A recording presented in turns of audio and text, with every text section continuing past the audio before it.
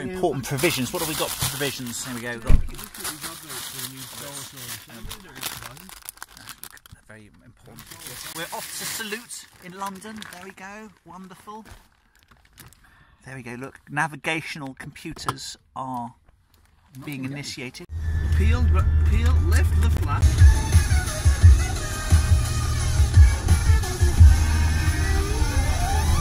Yes, here we are in the south. There we go. These are the firsts that we find on the train. There we go. Look at them. There we go. Steely-eyed warriors. There we go. We're at the Docklands. Oh, very good. Whoa. Energetic. Oh, look at those bags. Bags. Are they bags of goodies? Oh, thank you very much indeed. Thank you. Look at that, because we've got 100th year anniversary there. So we've got the poppy. We have in our goodie bag. We've got a lovely commemorative model. Oh, right, okay. Official unboxing. There we go. Unboxing. Absolute. Here we are. Oh, well. Oh, cool. What is it? Is it like a World War I model? Yes, it's the British, German and French. Oh, wow. Wicked. Armistice. Oh, good. Oh, well, so well happy with that. Brilliant. Armistice, because as we all know, Brilliant. the World War I ended signed on an ammo box. I did not know that. Rolling a poppy dice. A poppy's ice. Great stuff. Excellent. Ooh. Nice. So good. Red Good. one with black poppy, white one with red poppy. Okay. Great. Oh, Great. secret envelope. An envelope. A manila envelope. Does it have some sort of bribe? It means I have to report well about Salute or something. Is that what I... Golden ticket thing. Oh, I say. Oh, what... Is it advertising? Is that what it is? It is advertising. Oh, I was expecting cash for services. I don't know what services they'd want. Cash But... for the resin crap. Oh, is that the mag? It's last year's painting competition. Excellent. Oh, great, yes. Brilliant.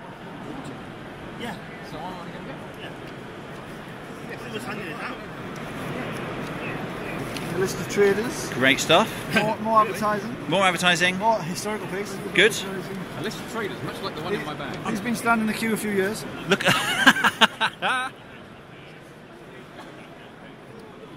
Nice female dwarfs.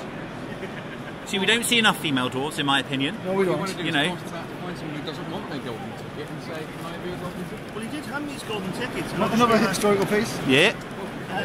Oh, Oh, that looks interesting. foundry. A little bit of foundry. Lovely. Darkness. Darkness. Airbrushes. No, yes. Airbrushes are for people that know what they're doing, and I don't, and I admit that. I use I admit brush. that. Yes, use a brush. And you breathe air. Yes. So, hooray. Am I an Excellent. airbrush? So thank you very much for that, sir. So there we go. Brilliant. Cheers. So what's your name? I'm going to put it on YouTube. Bob If that's Simpson. okay. Bob Simpson. Excellent. Good to meet you. Thank you very much. I mean, it's a niche hobby, and you know, it's quite limited numbers, really. Oh, nearly there. Nearly there. Okay, someone else. Oh, these people taking pictures of the crowd. It's terrible. It's an awful invasion of privacy. Yes, terrible. Terrible. I'm just jealous because his camera looks better than mine, so that's what it is. Here we are, the entrance. I'm giving stuff out. Ooh, what do we have here? Thank you very much, super. Hellboy game, lovely, lovely. Oh my goodness! Oh, superb, superb. Warlord Destovian, Uncertain Craig. Have a free ticket for something. They have won something for that. Very good. Very good.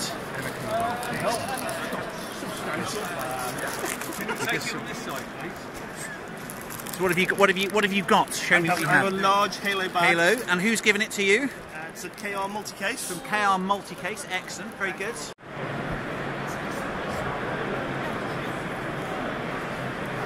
Mantic!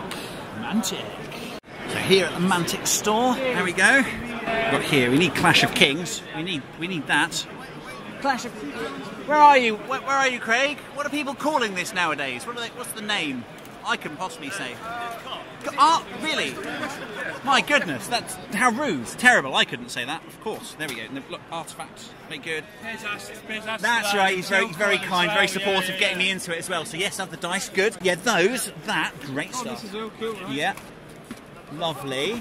Great stuff. What else do we have? So how much is that all together? Okay, we have Lovely.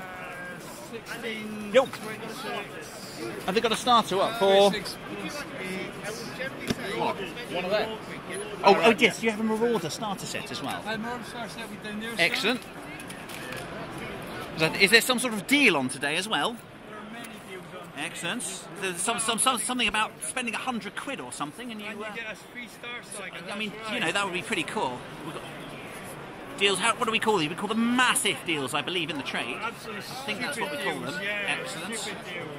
Handing over lots of money. That's how eager and excited we are. So they're doing a deal. You spend over £100 today, get Star Saga. Okay. 25, yeah.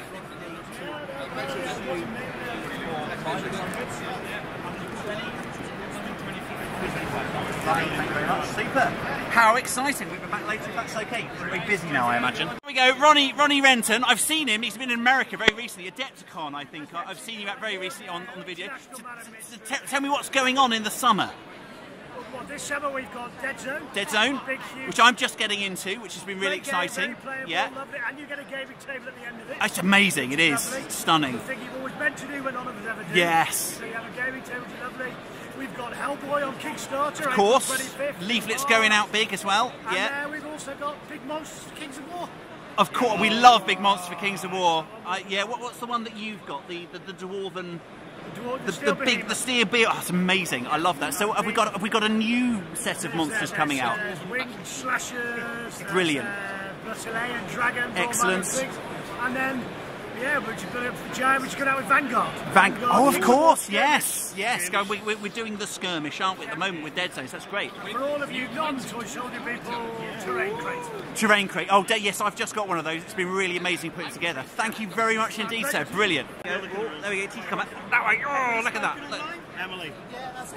Brilliant. Yes, so this is Emily from the. You're quite big on the Facebook forums, aren't you? Yes, very supportive. I do a lot of the media for TD Combat. Brilliant. I don't actually work for them, but I do it. Yes, no, indeed, you do a lot of work for no money in supporting the game. Yes. Yes, absolutely, brilliant. So, you've dropped. So Emily is very kindly demoing the game as well. Second edition. So what can we expect? There's been a major change with the drop and shoot. You Yep. can actually now drop your unit and fire. That's key, isn't it? You're suffering a 2+. Good. 2 hitting. Yeah.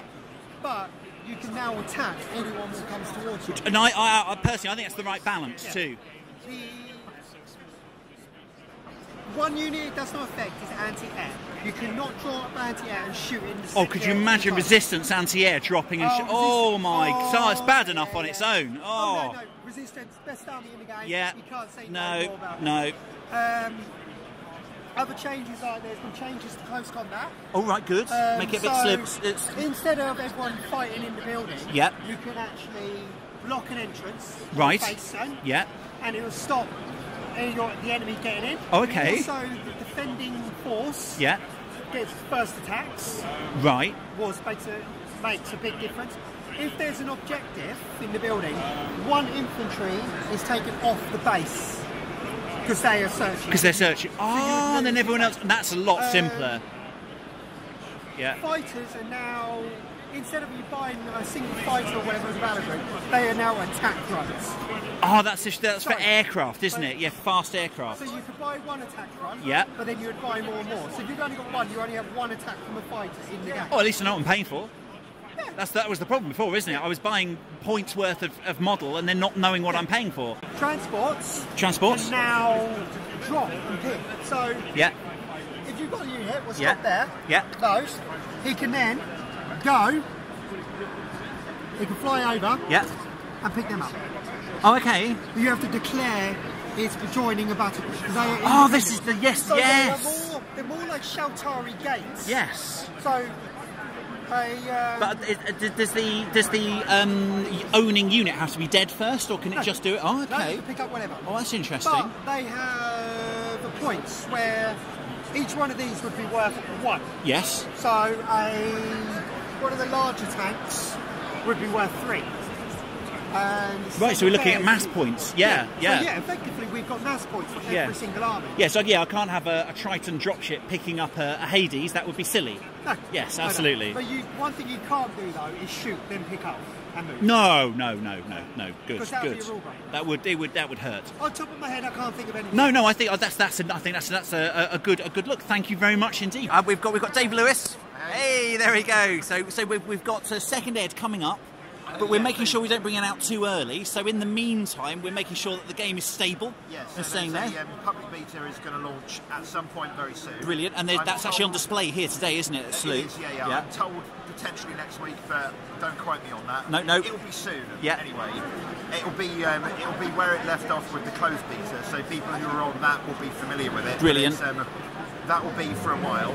The original plan with Second Ed was to just basically redo the rulebook, which is fine. That was, but we've all kind of decided that that's not exciting enough. So the new plan is to do something much more involved and much larger. Yeah. But obviously that's going to take longer. So are we getting like a phase?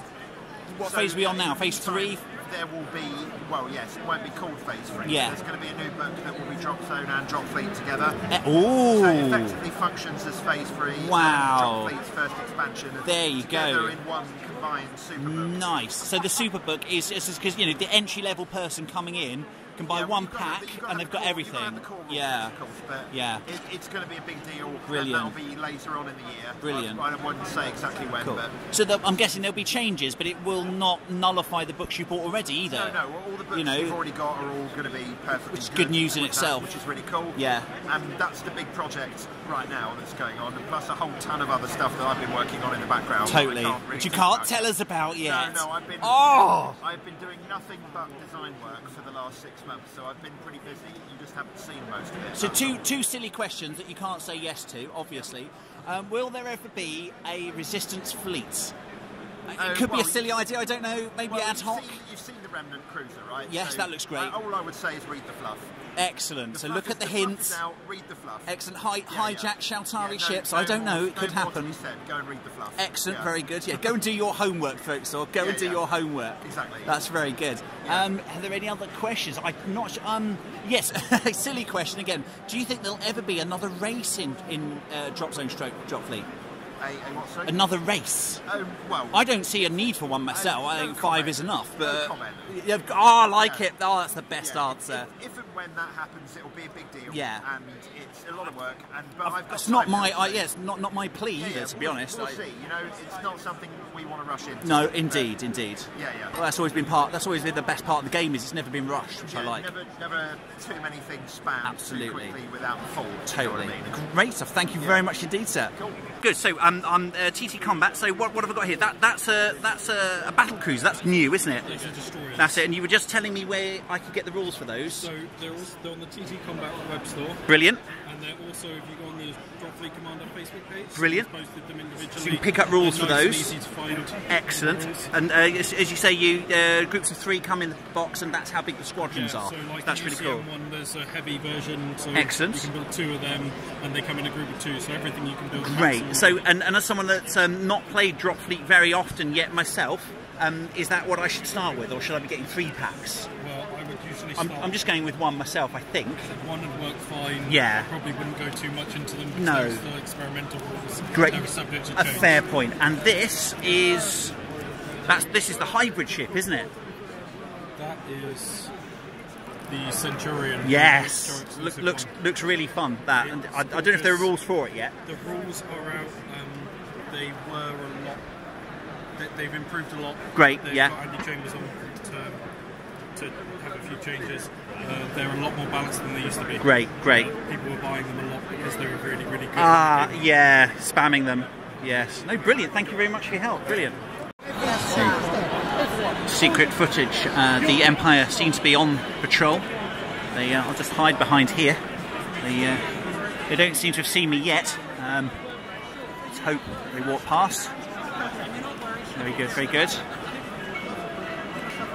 Luckily a hero is here to watch the Empire. Make sure they don't get up to any no good.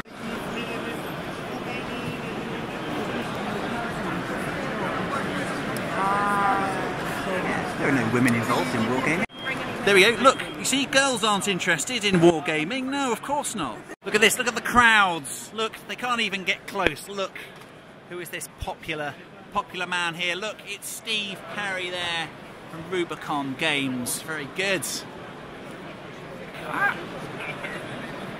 World War II miniatures. Lots of different nations. Canadians, Germans, British allies, of course. Amazing. You alright, sir? How are we doing? Excellent. There's some new stuff coming out as well, isn't there, that I've seen on your website? All down here, and also I've been noticing a lot of infantry being advertised too. Look at that. I'll come around the front. Sorry, sir. There we go. Yeah. Ah. So infantry as well as crew. So there's a lot here you can crew other vehicles with too. Amazing. Oh, there we go. There's some examples.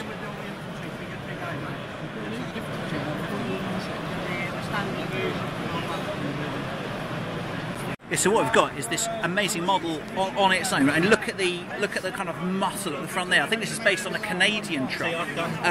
Rubicon on their website give you loads of cool historical information on the vehicles that the models represent as well. So I'm going to be essentially gluing armour plates from the Dead Zone range onto the truck, and it'll look great. I may even get like a kit for the wheels too, make them bigger. But I think that looks great. I mean, this is a World War II vehicle, but how futuristic does it look? And I think it's going to look amazing for Dead Zone and other sci-fi stuff. What do we have here? That would be frightening to me if I hadn't seen one before. I saw that rolling over, the smoke, the mud, the barbed wire. Indeed, an intimidating sight. Been looking at this. Look at this tank. I found a sergeant. There we are, Sergeant. Can you tell me what I see here? What is this phone? This is actually Lieutenant Mitchell's 1918 Mark IV. Mark IV. So this is a Mark IV tank from 1918. In April 1918, Lieutenant Mitchell took on the first German tank, the first world tank-on-tank battle, and won. Amazing. This is a father tank. This is a heavily gunned vehicle, isn't it, for the time? Yes. Mark IV. Yeah. So you got 2 6-pounder guns. Wow. 3 loose machine guns. Heavy firepower. Very heavy firepower. Original tanks 28 tons. Wow. 4 mile an hour maximum speed. That's what you needed at the time, I imagine, to be able to have the infantry behind you and to support it. Designed by the Royal Navy. The land ships, I've heard them called. Is that correct? Yes. Wonderful. So Winston Churchill's landship committee in 1915, and a chap called Walter Wilson designed this. Excellent. And how did they become known as tanks? So basically, His Majesty's landship is quite descriptive. They wanted a secret code for the project. Yes. The choices were cistern, and they came with water tank. Water tank. Because they've been shipping water tanks to Mesopotamia. So you put this on a railway truck, put a tarp over it, it looks like a big water tank. So if I'm German and I'm aware of your communications and I see a tank is being transferred somewhere... 45 water tanks coming on Tuesday. There we go, perfect. So, and I did not know that it was one of these, and my goodness, it was a surprise when they were first deployed to the Germans. Wonderful. And are we able to see inside it? Go in the other door. Brilliant. I'll just leave that there, leave my booty there. I'm just going to drop my Bergen, and we're going to have a tour. Thank you very much for doing this. Wow, I'm going to get to look inside.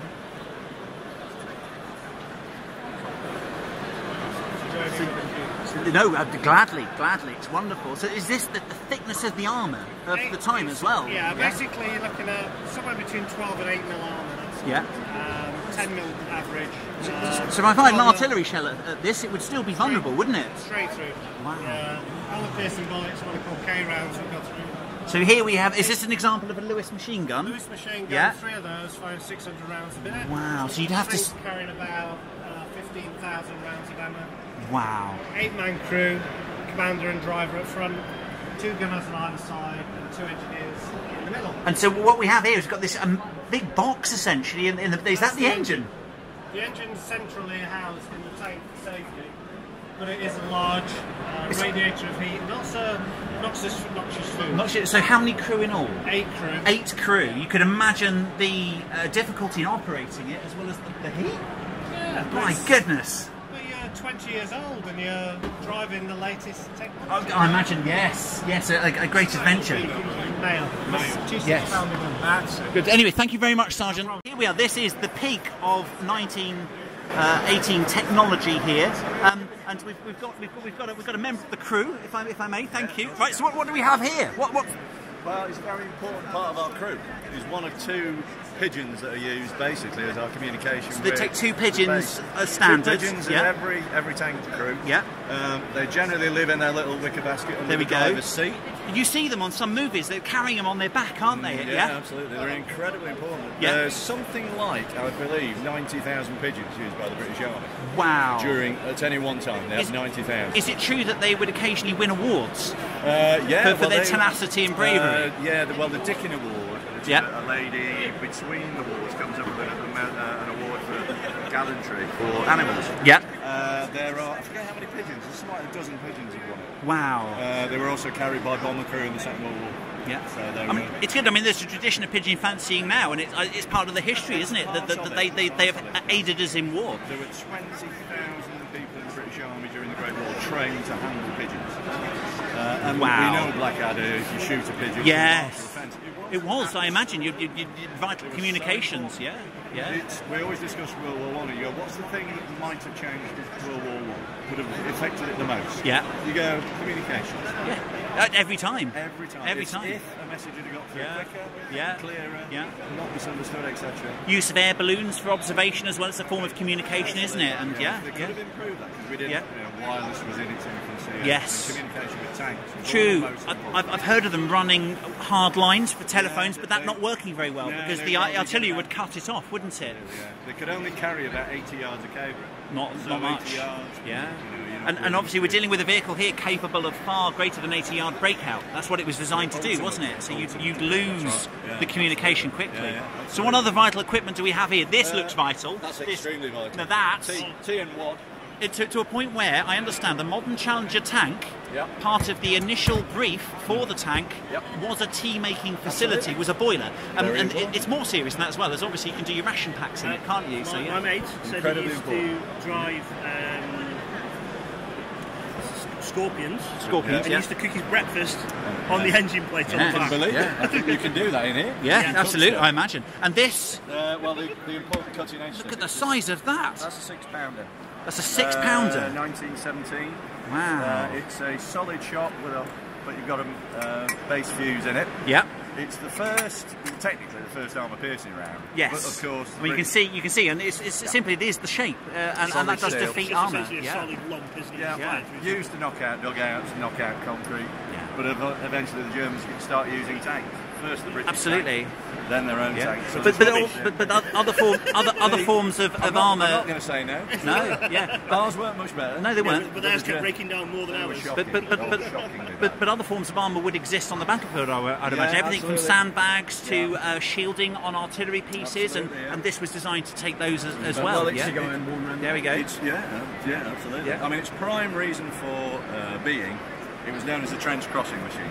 Yes. So why did it exist? Simply to get through wire and over trenches. I was thinking wicker on the top. Yeah, the scene on the top, which was dumped into trenches. Yeah. You had the unditching beam, which is a huge beam that goes across the top, clamped to the tracks in case it gets bogged down.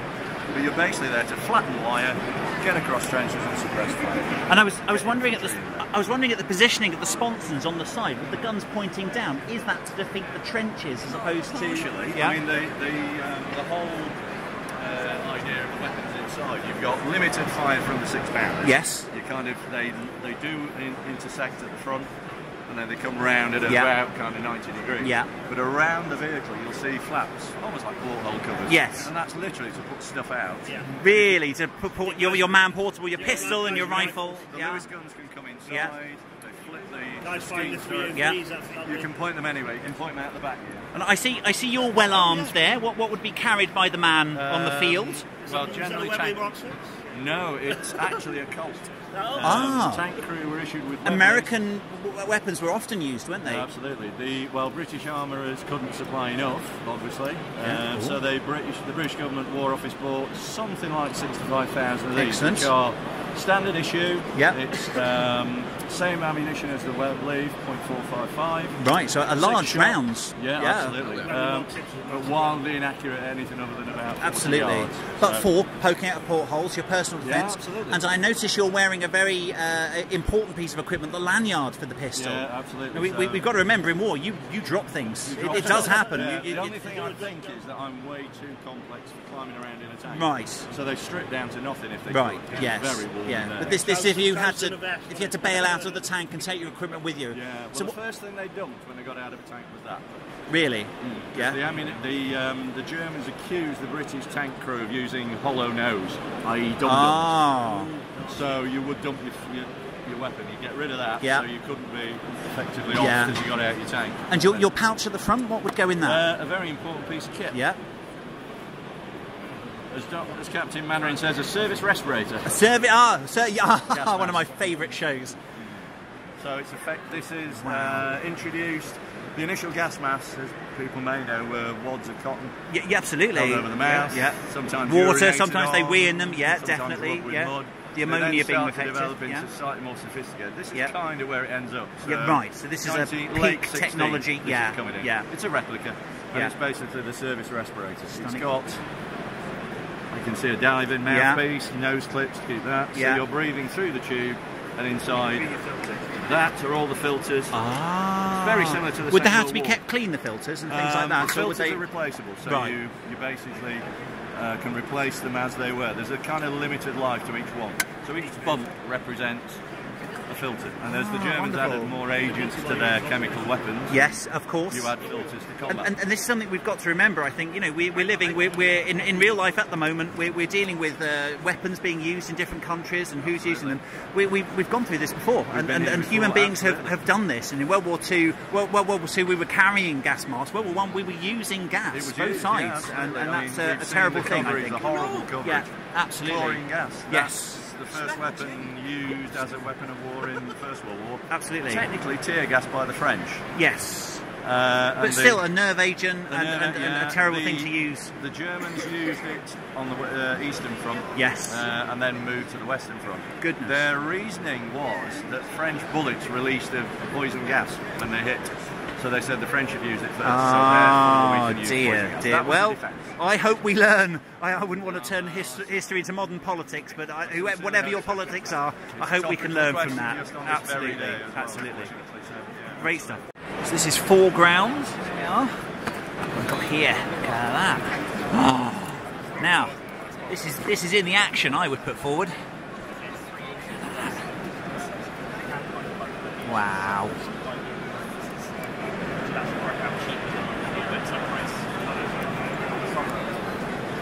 So what's this? Cybermen against the Daleks. My goodness. Yeah, well, fully painted MDF. Look at that. So this is the 28mm Jess range. It's all magnetised. You've got your printed card there. Yeah. Well. So you've got. Oh, so this comes magnetised? Yeah, it's all magnetised. Wow. So it all goes. So this is magnetised here. Is there a bit that you can take off for me and It's all magnetised, but because you've got more magnets when you get up here, yeah, they get a bit more harder to pull off. Of course. You get 4 magnets in that one. Yeah. And then he slots back Pop on. And is that how the gantries are attached as well? Gantries attached. Oh, that's amazing. This one's a bit harder. Yeah. Yeah, it's got to be a bit firmer, isn't it? But it's no. actually linked in as well. Wow. Oh, right, so there's actually a clip in there too. So this is kind of 28mm, so what would I use this for? What games? Stuff like, what, Necromunda I could use this for? Infinity, of course. And there's lots of skirmish stuff coming out at the moment, I think, for a lot of different game systems. I think even if, I don't know, if you could put like little boxes on it or anything like that, you could use it for things like Star Saga. There's a futuristic version of Pathfinder coming out soon as well, so I think it would be great for that. Even maybe Dead Zone if you could get the cubes printed over it. So yeah, brilliant. Thank you very much indeed. Ah, I think I recognise this person. I think this is the Terrain Tutor from YouTube.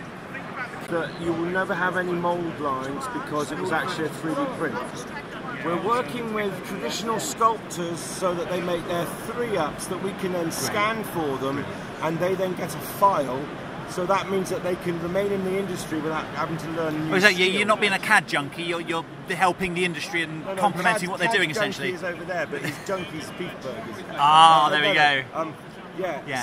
So CAD's been working on plate setting for different things, and also because the risk that we're taking as a company is you don't know how long before offering 3D prints becomes redundant because everyone's got a 3D printer.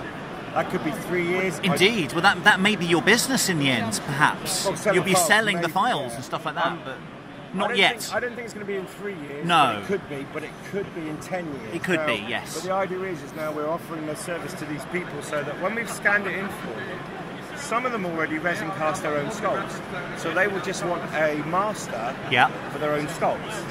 Some of them don't have any other facility, so they could also sell them then as we could produce them then for them as the 3D sculpts. But to give you an idea, that as a 3D sculpt as a master normally is about £200.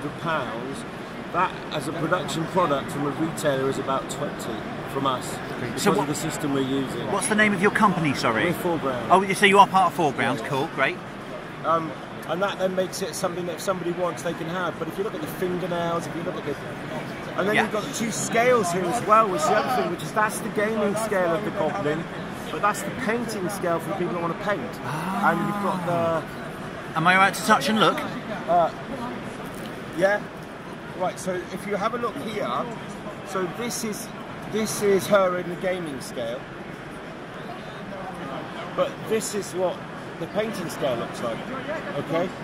And that's just our CAD being clever, printing something really small. These are Element Games here, wonderful. These guys are big internet presence, so lots of mail order. They also have a really cool gaming store in Stockport, just outside Manchester. So you've got loads of tables, do loads of cool tournaments and stuff. Oh, they have a bar as well. They have a bar. That's very important to remember. Actually, something else they have at Element in the Stockport store is they have a gaming, a painting table, which is really cool. So they've kind of let me sit down and use equipment. They've got some really nice clippers and tools down there. So that's also a good part of Element Games in Stockport. Now, as some of my viewers will know, is I do love a big ship, and I've actually got a video of me making one. This is bigger than mine. I don't want to accept that. I don't want to admit it, but this is bigger than mine. So what is it crewed by, I wonder? Let's have a look. Frog method. It's crewed by toes. It is, ladies and gentlemen, captains. Wow, look at that. That's pretty cool. Check him out. Beautiful, beautiful stuff. I love the sails too. But yeah, you know, creature of the sea, why not, I say. You see, sadly, you can't see inside these things because of it's too dark. Oh, no, it's not. It's got its own lighting. There you go, of course. Shall I cheat a little bit, though? There we go. Look, I can cheat a little. Absolutely wonderful. So this is Scorpion, I think. Skeletons I'm after. Whereabouts? Are they? Oh, excellent, excellent. They're in the back, yeah. May I have a look at a couple on the top, if that's okay? Yeah. Thank you. Ooh, pirate skeletons. You've got lady pirates too. It's very important. Don't forget lady pirates. Oh, lady pirate! You've got to have lady pirates. With their wonderful. Yeah. With many real life women pirates, there were too. Oh, look at that. Oh, just going to look there first. Oh, yeah, brilliant. So who's this? So this is the xlc.co.uk. Excellent. There we go. Brilliant. Got you. Brilliant. So this is what we're looking here is large scale, kind of your 25 to 32 mil scale, futuristic stuff. So we need more of this, to be honest. Is it pre-painted? It looks painted to me. Does it come with the cowls on it? It's all pre-painted. Wow. Okay. Wow, that's pretty cool. Well, I do stuff myself, but it's not brilliant. It's not I love a gantry. Yes, I've just started playing Dead Zone, and these look to be kind of the 3 inches apart that you need for that kind of thing too. Sort of baseball. So what's your kind of beginning price points? So £35 is the starting point. Great stuff. You can get, for the first one, you get these two. Yeah. 3 walls. 3 walls. And 1 ruin. And we can see are these how the walls are used as well, potentially. You can make these amazing kind of frontier walls from them. Indeed. So if you get the other £5, you get 4 of these and 2 of these. Oh, no, we see a watchtower. You can't beat a watchtower. See, how good would that look with a heavy machine gun in? I think it would look great. Wow. Looks like a big box gate with a shiny box. Yes. It is. It does. Exactly what it is. Exactly what that is. And it looks like it's got robots and things in. Let's have a look. Yes, look, robots, ladies and gentlemen. That's great. What do I have here? What do I see? These are the Tyrion Foundation. Excellent. What's the game? What's the game? Maelstrom's Edge. Maelstrom's Edge. Excellent. And where are you guys come over from? Well, I am over from Los Angeles. Excellent. The rest of these people, except for him, are from here in the UK. Are they blighties? Most of them. Be careful about them. Be careful about them. The sun never sets on the British Empire because God doesn't trust us in the dark. Right. So be careful of that. Be careful. Right. So this is a game I've not seen before. Why is that? Because the models are amazing. Look at that. We've been here for several years. Excellent. We had a successful Kickstarter to start off. Great stuff. So it's going well. It's being played. What kind of game is it? It's skirmishy.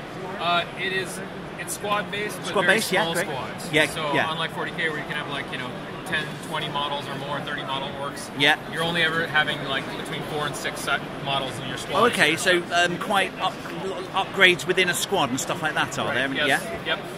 You can take special weapons and stuff in your squad. So. Super. Let's have a look at Jim, can I take another card payment? One time. Good variation of types of unit as well. It looks like. Oh, what we got? Something flying at the back there. What are they? Those are angel minnows. So wow. These are these things. Look at that. Superb. Oh, I think I'll be taking one of these. Let's see, is there a website on there anywhere? There should be. I'll make sure that I put it on. If not, you can take it. All right. Brilliant. Oh, there's some screws.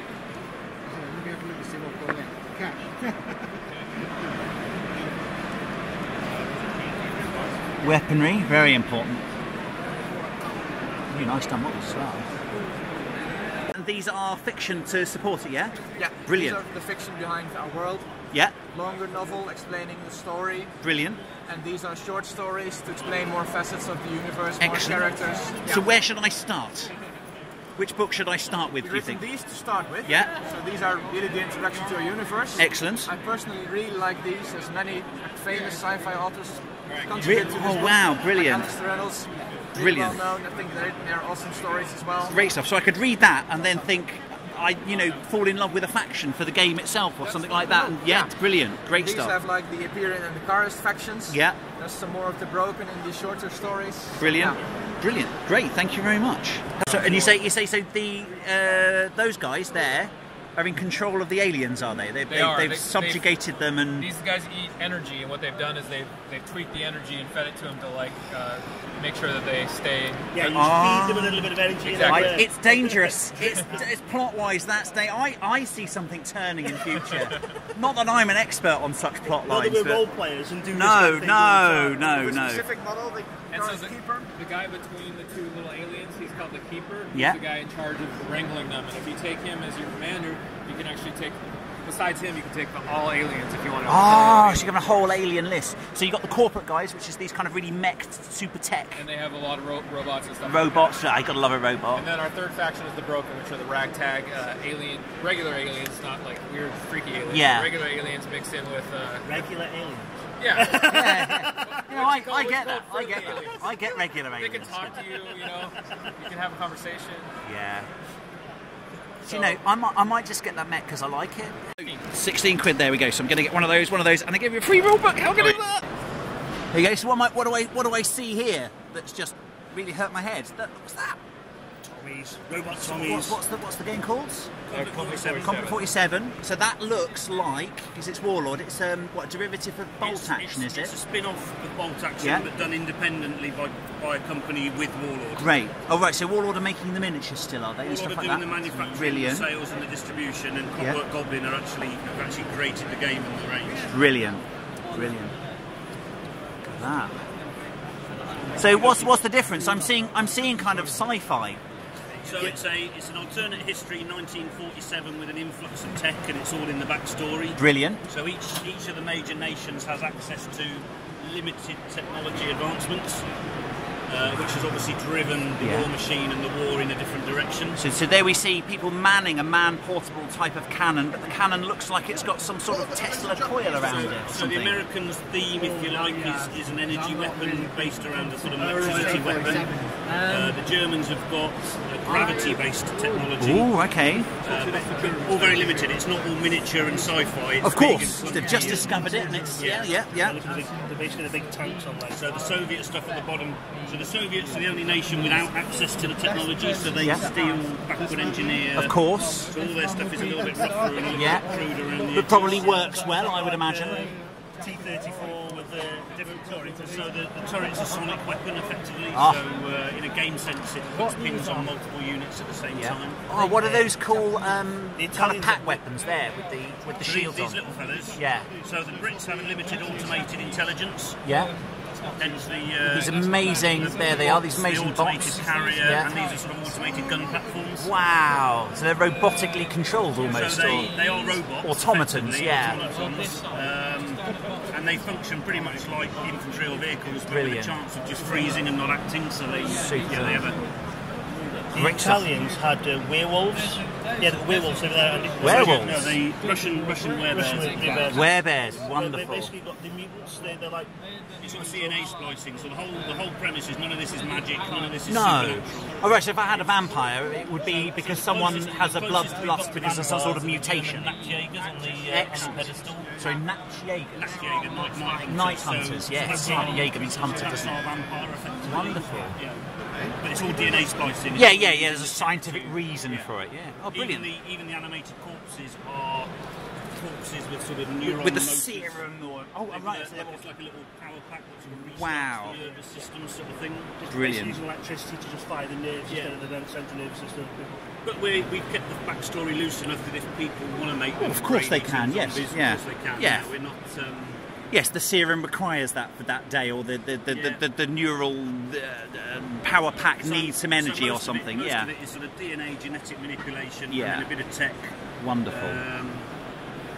Which gives us some flavours between the various nations. And what's my kind of price point to get involved in this game? If I wanted to go from nothing, right, from nothing. Apart from that, I could use some of the bolt action stuff. That's the first point. Is most, if not all, of your late war World War II stuff is completely usable. Yeah, my tank would still blow up a mech if it hit it with a 17-pounder gun. Absolutely nothing in the 47 range is a super weapon. No. It's all a derivative. A different way of good. So So the best way to start is the starter sets they do for each of the major nations. Yeah, I've seen those. It gives you a tank, a light walker. The tank can be built as either the conventional or the weird. Oh, brilliant! Version. Great. It will give you one of the specialist infantries suitable to that nation. Yeah. And it includes a miniature full rule book. Of course, yeah, like a play. Yeah, a player's one that you can take to a game, and they're actually quite convenient in themselves. It's exactly the same book. Yeah.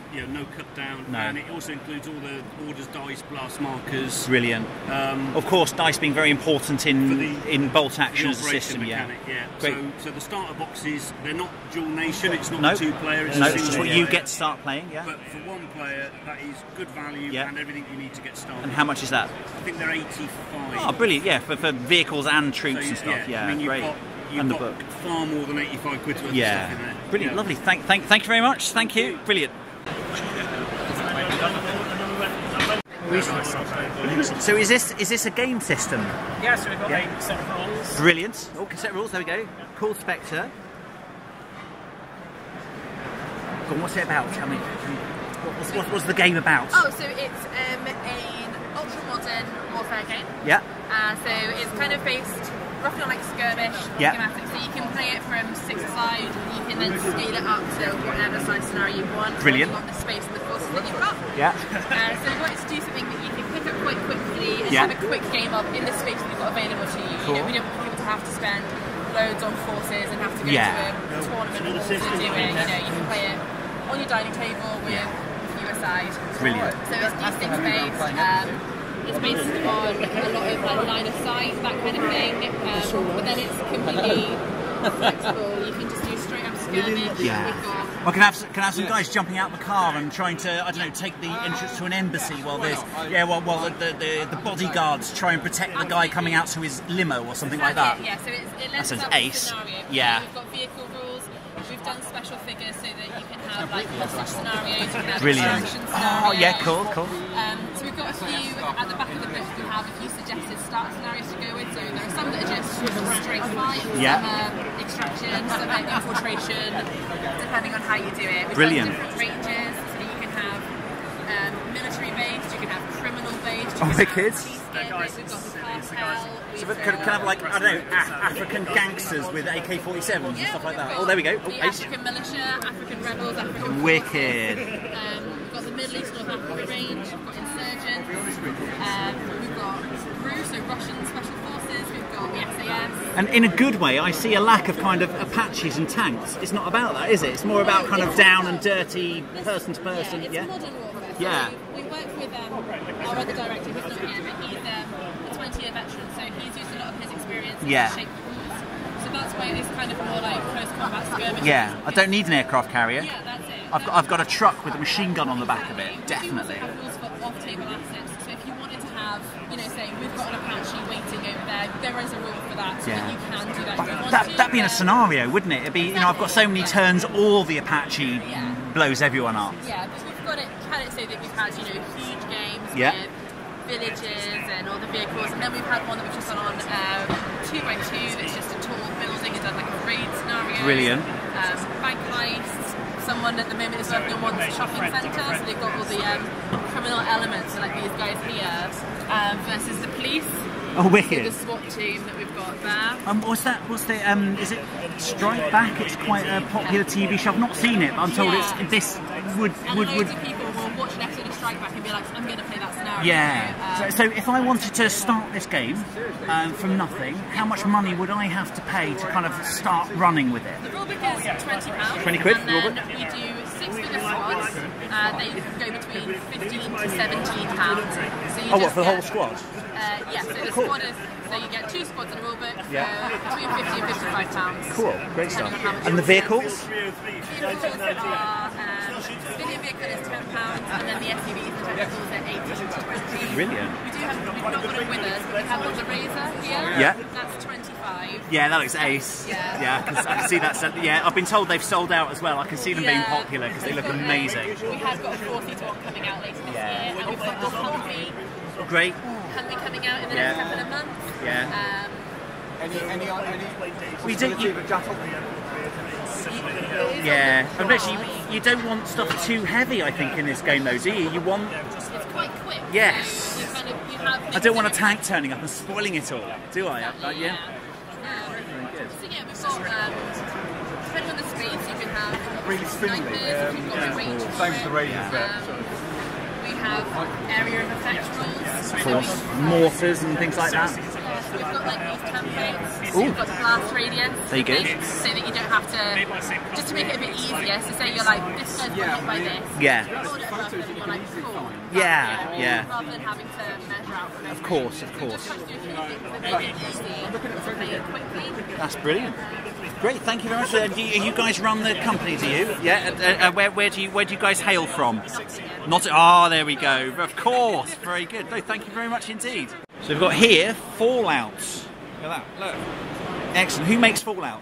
Who's the Modiphius is the firm that makes it. So what we're looking at is D12 system representing the different kinds of damage to the computer game. Is that right? Yeah. Brilliant. Look at that. Super mutants. Nice. We were just explaining the different range rulers, is that right? That's different ranges, depending what rule you're using. There you go. Some of them different colours, colour coded. Can extend on. Nice. Again, different kinds of damage that different weapons do in the computer game. And what was the other thing? Cards to... Yep, you get different cards, so you've got item cards as well, which you is remember, part of don't your you? Equipment. Yeah, you remember being your Pip-Boy in the game and having different perks. Yeah, great. Yeah. So you're trying to recreate the computer game feeling, absolutely. Really. Absolutely. If you're playing this, you want to feel like it's the same as the game. Skirmish, yeah. In the 17th century somehow. And we have like an island, a little island with some goblins, some pirates, an imperial armada, and some secret brotherhood. And they're just trying to beat up each other. Excellent. Goblins and pirates, I mean, it's a win from the start, isn't it? And they do not do it with dice, but they do it with cards. With okay. Cards. And it's very great fun playing. Yeah. And by now we have like 3 extensions. One is with Amazons, one is like in the Mystic World, and also suddenly some French guys come along. They always do. They always do. The French and the English, for some reason, they can't just sit and have a croissant, can they? They always have to use pistols. It's terrible. Great stuff. And do you have leaflets and stuff? We do not have leaflets. No. What's your? Do you have website, email? Yes, that's what I'm Excellent. We have this card. Ah, brilliant. Great stuff. You take that along, please. Super. Great stuff. Lovely. And you find everything on our homepage. You can order everything on our homepage. Wonderful. Okay, so who is it? Who have I walked in on today? Who is this? Wargames Terrain Workshop. Now, Wargames Terrain Workshop do some actually really genius stuff that I've been looking at for years. It's actually very reasonably priced as well. I shouldn't tell them that. Because their stuff's actually dead cheap. So don't, whatever you do, Throatsaw fans, don't tell them, will you? So I've bought some of these, look. So they've got these biker gangs, and I'm told that they were originally for Judge Dredd and Mad Max. And the licenses lapsed, but they're actually still allowed to make them. So I bought 4 of these amazing biker gangers. So it's actually a set for that. And I'm going to be putting some rebs on for Dead Zone, I think, to that. But look at that, look. Arm trunk, armed VW Beetle here. Look at that. Oh, yeah. So, yeah, good. So, oh, even... recognise that kind of thing. It's kind of Mad Maxian, isn't it? So there we go. Very, very happy. These were like they were £5 each, which is brilliant. I think. There you go. £5 each for those £20 for the set. I think they're like £6 each, but they do £20 for the set. So are you part of a club that reenacts? We used to be the living history team for the Royal Artillery. Living history team for the Royal Artillery, yeah. Which they closed. Yeah. Then we're actually the garrison of New Tavern Fort from 18. Yeah. So we cover one or two only on each gang. That's perfect. Wow, this is amazing. This is an SMLE Lee Enfield 1916 set. And look, it's deactivated, don't worry fans, but the action still works. And there you go, I've got no military training whatsoever, and even I can use it, which actually shows you what a rugged gun it is as well. 383 caliber. 10 rounds in there, stripper clip, and would knock a person down with the open side. I've actually personally seen someone, it's a man-sized target, wow, at 500 metres on a range. I've actually seen someone use a 1917 version of this to hit a target that small. So a very effective firearm as well. So in 100 years, over 100 years ago, thank you very much for showing us. Bringing that back where it's safest. Brilliant, thank you. It went from being used all the time to. That's right. Yeah. So we've got a covered Tommy Atkins helmet as well. So why the cover? Different reasons. Firstly, it reduces the glare off the metal. Ah, so it doesn't shine and give away my position. Secondly, mud is different colours. Right, if of course. Somewhere where it's very clean, it's very red. I can go, okay. Yeah. Red. Ah. Also, if it's the middle of summer, I can actually literally get that wet, and it'll stop my head making. Oh, so it can be used as its own heat management, heat exchanging system. Because if you're in the front line, you wear that 24/7. Because I've heard that peak caps were used like that as well. They weren't made of metal, and you could wet them. That's right. You could dampen them. Ah. That's wonderful, thank you. And so what other equipment do we have here? Is that my canteen? That's a canteen, Uh-huh. an 03 pattern carrier. 03 pattern. Unfortunately, our infantryman had to go, but he had the full 08. Well, they often have to respond to incursion, don't they? So yes, they do. Well, he had to go home, take his wife out to dinner because he promised her. So An officer and a gentleman, of course. Oh, at the end. Oh. Now let's have a look. Let's see. Let's see now. Didn't get much, did we, gentlemen? Not much at all. Oh dear. No, we weren't buying. No, we weren't buying things, were we? We were being really, No, I've been okay. All the way over there. I've been camping. That's why With I that. have these bags. Sherpa!